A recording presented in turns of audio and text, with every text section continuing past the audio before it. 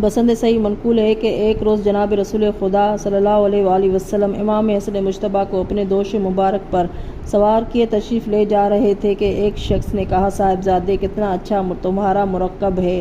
یہ سنتے ہی آن حضرت صلی اللہ علیہ وآلہ وسلم نے فرمایا کہ سوار بھی کس قدر بہتر ہے۔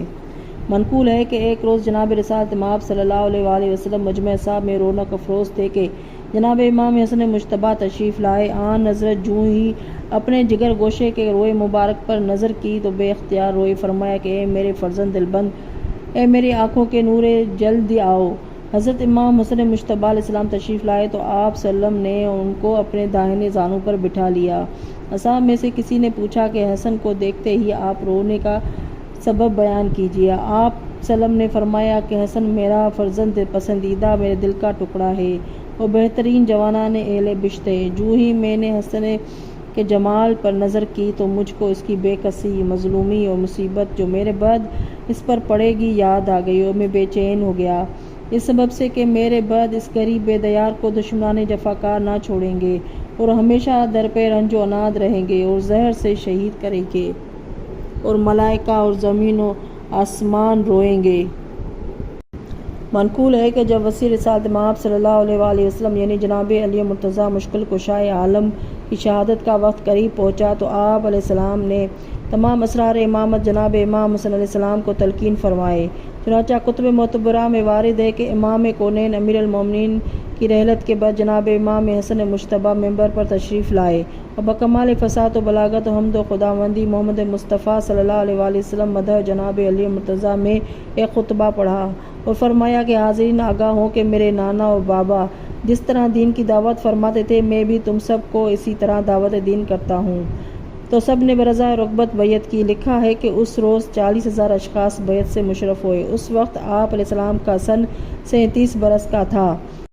جب جناب امام حسن علیہ السلام کی خلافت کی خبر حاکم شام کو پہنچی تو ہو کر وہ غضبناک چلا شام سے غدار سادات کی مظلوموں کی خون ریزی پر تیار۔ جب جناب امام حسن علیہ السلام کو اس کا ارادہ معلوم ہوا تو آپ علیہ السلام بھی کوفہ سے باہر تشریف لائے۔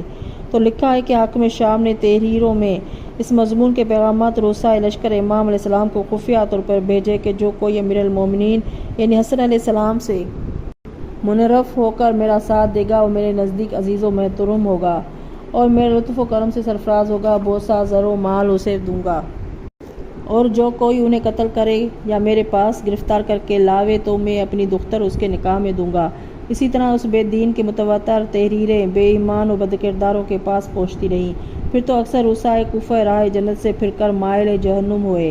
جناب امام حسن مجتبیٰ علیہ السلام نے چند نفر امیر معاویہ کے سر راہ تعینات فرمائے جو دین کو دنیا سے بدل کر کے اس کے شریک ہوتے رہے۔ آخر جب حضرت نے دیکھا کہ کوفیان بے حیا و ستمگاران پردگاہ حیلہ و مکر و فریب پر آمادہ ہیں اور حاکم شام سے ملے جاتے ہیں تو حضرت بہت مرتد و پریشان ہوئے اور ان بے وفاؤں کے دلوں کا امتحان لینے کے لیے سب کو ثابت مدائن میں جمع کیا۔ فرمایا کہ مجھے مسلمانوں کی سلامتی مد نظر ہے، حتی الامکان جدال قتال سے پرہیز کرنا چاہتا ہوں۔ لوگوں نے جب یہ سنا کہ سمجھے کہ حضرت آمدہ صلح ہیں۔ جس وقت یہ خبر معاویہ کو پہنچی اس نے فرصت کی غنیمت کو جان کر اکثر کو کوفیوں کے ساتھ لے کر جو بیعت امام سے منحرف ہو گئے تھے حضرت پر یورش کی۔ آخر حضرت مجبور ہو کر چند شیعوں کے مدائن کی جانب متوجہ ہوئے۔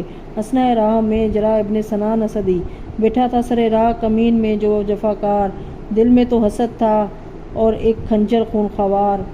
دیکھا جو ہی حضرت کو کیا ظلم کا ایک وار، بسران میں ہڈی تک اتر آئی وہ تلوار۔ معاویہ نے اس ملعون کے پاس ایک شیشی زہر کی بھیج کر لکھا کہ اگر اس میں سے قطرہ دریا میں پڑے تو تمام جانوران آبی بے جان ہو جائیں، لہذا جس تدبیر سے ممکن ہو حسن علیہ السلام کو زہر دے کر ان کے آباء و اجداد سے ان کو ملحق کر۔ چنانچہ مروان ملعون نے معاویہ کی تحریر سے مطلع ہو کر انیسیہ اولالا کے ذریعے سے زن امام حسن علیہ السلام یعنی جدہ بنت اشعث کو، جس کا نام اسما بھی مشہور ہے، زر کثیر یزید پہ پیر سے تزویج کا لالچ دے کر ہموار کیا اور ملعونہ اس بات پر راضی ہو گئی۔ چنانچہ اس بے حیا نے چشم و جہاں دینوی پر فرفیتہ ہو کر حق و مظلوم فراموش کر کے شہد خالص میں زہر ملا کر حضرت کو کھلایا۔ آپ علیہ السلام اس کے کھانے سے تمام رات کیک کرتے رہے، شدت سے درد شکم تھا۔ صبح بین حالت درد مندی قبر مطہر جناب رسول خدا صلی اللہ علیہ وآلہ وسلم پر تشریف لائے اور بارے آپ نے شفا پائی۔ دیگر اس ملونہ نے رطب زہر آلودہ حضرت کو کھلایا۔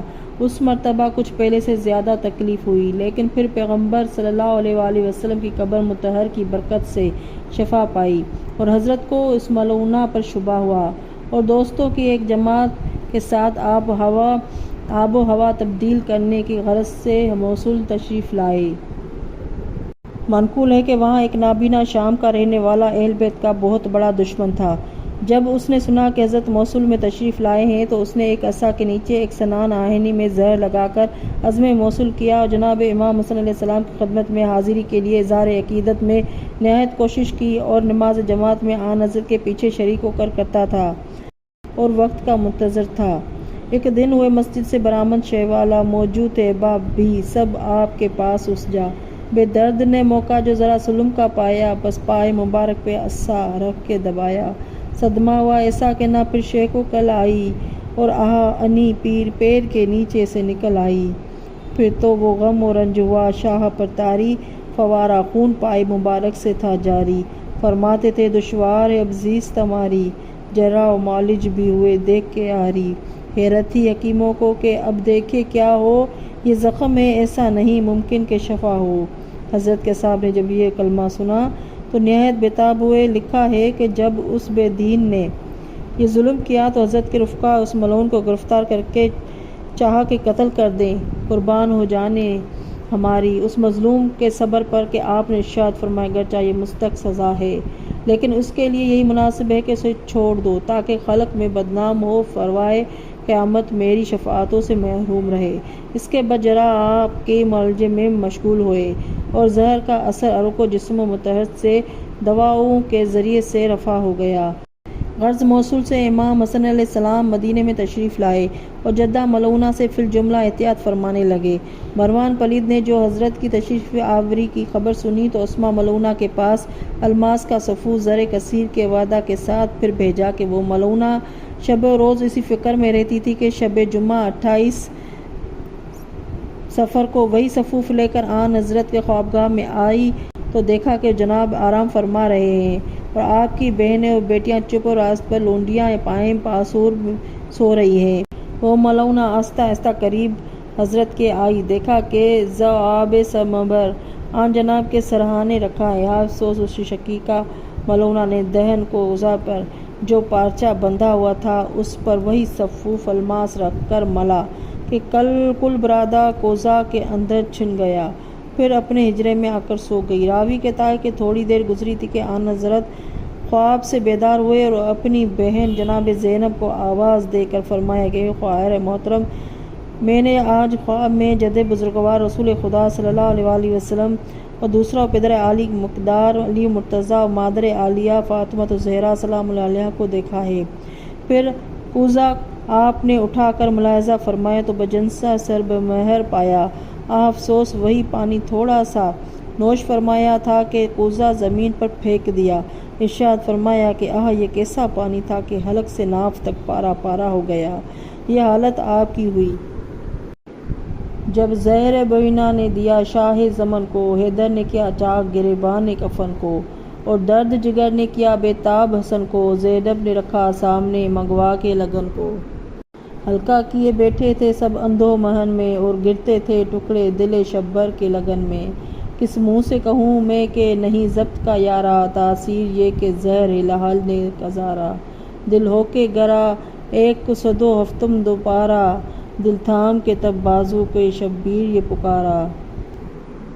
رخ رنگ زمرد ہوا حیدر کے خلف کا، ٹکڑے کیا ہیرے نے نگین در نجف کا۔ یہ سنتے ایک بار بپا ہو گیا محشر، روتا تھا کوئی پیٹتا تھا سر۔ یہ سن کر حضرت امام حسن علیہ السلام اپنے عزیز بھائی امام حسین علیہ السلام سے لپٹ گئے اور فرمایا کہ سچ ہے کہ ہماری تمہاری ملاقات اب قیامت پر ہے۔ میں نے ایسا ہی خواب دیکھا ہے کہ جد بزرگوار باغ جنت میں ٹہل رہے ہیں اور فرماتے ہیں کہ حسن اے نور نظر خوش ہو کہ دشمنان بے ایمان کے دست ظلم سے تو نے خلاصی پائی، کل شب کو تو میرے پاس ہوگا اور دوسری طرف میں نے دیکھا کہ مادر گرامی نہایت پریشان و غلما کے ساتھ کھڑی ہے۔ جو ہی مجھے دیکھا کہ فرمایا کہ نور دیدہ، تمہارے نانا اور باپ تمہارے انتظار میں ہیں اور یہ قصر زمرد تمہارے واسطے آراستہ کیا گیا ہے۔ اس ذکر سے بس گھر میں برپا ہو گیا معشر۔ زینب سے یہ فرمانے لگے، حضرت شبر کی سمت کو ہے والدہ قاسم مضطر، لے آؤ ذرا پاس میرے تم انہیں جا کر، کچھ کہہ لوں میں ان سے کہ جدائی کی گھڑی ہے۔ زینب نے کہا، رو کے سرہانے وہ کھڑی ہے۔ آئیں۔ جو ہی وہ سامنے بادیدہ پرنم فرمایا حسن نے کہ زمانے سے چلے ہم، مہمان ہیں ہم آپ کی دنیا میں کوئی دم۔ اس ذکر کے سنتے ہی برپا ہو گیا ماتم۔ شبر نے کہا، صبر کرو، رونے میں کیا ہے، معلوم ہے یہ صابروں کے ساتھ خدا ہے۔ پھر قاسم گلفام کو پاس اپنے بلایا، کچھ پرچہ کرتاس پہ لکھ کر اسے بخشا، فرمایا کہ بازو پہ اسے باندھ لو بیٹا، جس وقت کے شبیر پہ ہو نغہ ادا، ہاتھوں سے نہ ہمت کے نہ دیجیو بیٹا، اس میرے نوشتے پر عمل کیجیو بیٹا۔ قاسم کو سیما بہت غم سے جو پایا، آنسو شہ مسموم کے آنکھوں میں بھر آیا۔ پھر راز امامت شہ بے کس کو بتایا، سینے سے برادر کو لگا کر یہ سنایا، دنیا سے میرا کوچ ہے اب دار بقا کو، سونپا تمہیں گھر بار کو اور تم کو خدا کو۔ پھر آپ نے جناب امام حسین علیہ السلام سے ارشاد فرمایا کہ دیکھو میرے چہرے کا رنگ کیسا ہے۔ عرض کی کہ سبز ہو گیا ہے۔ یہ سن کر جناب امام حسن علیہ السلام نے بھائی حسین علیہ السلام کے گلے میں منہ پہ منہ رکھ دیا۔ یہ دونوں بھائی ایسا روئے کہ اہل بیت میں کوہرام برپا ہو گیا۔ جناب امام حسین علیہ السلام نے پوچھا کہ بھائی جان، یہ تو فرمائیے کہ آپ کو کس نے زہر دیا؟ فرمایا، جان برادر، جس نے زہر دیا ہے وہ خود ہی اپنی سزا کو پہنچے گا، میں نہیں چاہتا کہ اسے رسوا کروں۔ پھر آپ نے اسمہ ملعونہ کو خلوت میں طلب کیا، فرمایا کہ ناجائز و بے وفا، مجھ سے کیا بدسلوکی ہوئی تھی کہ تو نے میرے بچوں کو یتیم کیا، ناحق تو نے آخرت کی ذلت اختیار کی کہ بے سبب مجھے شہید کیا۔ فرمایا کہ جا، تو خود سزا پائے گی اور تیرا مقصد حاصل نہ ہوگا۔ چنانچہ ایسا ہی ہوا، جبکہ وہ ملعونہ یزید لعنتی کے ساتھ نکاح کی امید معاویہ کے پاس گئی کہ کہا کہ میں نے تیرے کہنے کے مطابق امام کا کام تمام کر دیا، اب تو بھی وعدہ وفا کر۔ اس ناجائز نے کہا کہ جب تو نے سبط رسول دوسرا سے وفا نہ کی تو میرے بیٹے سے کیا وفا کرے گی؟ حکم دیا کہ بدترین موت اس کو مارو۔ چنانچہ ایسا ہی ہوا۔ الغرض امام حسن علیہ السلام خلوت سے اٹھ کر باہر تشریف لائے اور جناب قاسم کو سینے سے لگا کر زار روئے اور جناب امام حسن علیہ السلام سے فرمایا، بھیا میرا لال تمہارے حوالے ہے۔ یہ کہہ کہ حسن گلشن جنت کو سدھارے، میت سے لپٹ کر شہ بے کس یہ پکارے، گھر میں وہ خاتون قیامت کے تلاطم، گل تھا کہ اٹھا خلق سے معصوم چارم، صدمے دیے امت نے بہت آل ابا کو، مارا میرے بھائی حسن سبز قبا کو۔ حضرت کی وصیت کوئی خاطر میں نہ لایا اور مرتبہ آل پیغمبر کو بھلایا، بے رحموں نے خاتون قیامت کو رلایا، بابا کو میرے جام شہادت پلایا، باز آئے نہ حیدر کو بھی یہ لوگ ستا کر، بے جان کیا بھائی کو میرے زہر پلا کر، نانا یہ حسین علیہ السلام آپ کا اب ہو گیا تنہا، نہ تم ہو نہ حیدر ہے زمانے میں نہ زہرا، شبر بھی قضا کر گئے کوئی نہیں میرا، فرما کے تابوت میں مردے کو جو رکھا تھا شور کے آیا ہے قمر برج شرف میں، تابوت میں مردہ ہے کہ گوہر ہے صدف میں۔ رخصت کیا سیدانیوں نے آ کے حسن کو، تابوت لیے گھر سے چلے سید خوش کو، مردوں میں تھا شور کے تعظیم کو اٹھو، لخت جگر فاطمہ کے شان کو اٹھو، رہنے کو مکین آتا ہے اب اپنے مکان میں، آمد گل زہرا کی ہے گلزار جناں میں۔